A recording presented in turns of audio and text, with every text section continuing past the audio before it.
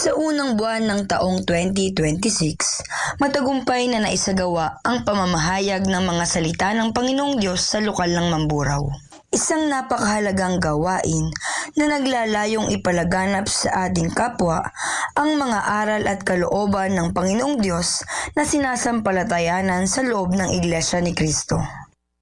Pinangunahan ng kapatid na Sunny Magderila, ministro ng Ebanghelyo, ang pagtuturo ng mga salita ng Diyos kung saan binigyang diin niya sa pamamagitan ng mga aral na nakasulat sa Biblia na napakahalaga ng tunay na pananampalataya at ng tunay na iglesia para sa pagtatamo ng kaligtasan.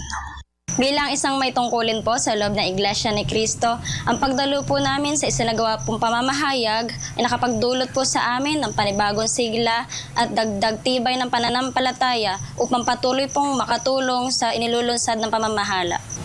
Bilang isang may tungkulin po sa loob po ng Iglesia ni Cristo, ang kahalagahan po ng pag-aanyaya ng mga hindi pa po kaanib sa Iglesia ni Cristo ay upang makapakinig din po sila ng mga salita po ng ating Panginoong Diyos at mabuksan din po ang kanilang puso at kaisipan sa mga aral po na sinasampalatayanan po nating mga Iglesia ni Cristo at upang makarating din po sila sa tunay na paglilingkod sa ating Panginoong Diyos at magtamo rin po sila ng pangakong kaligtasan na mula po sa ating Panginoong Diyos.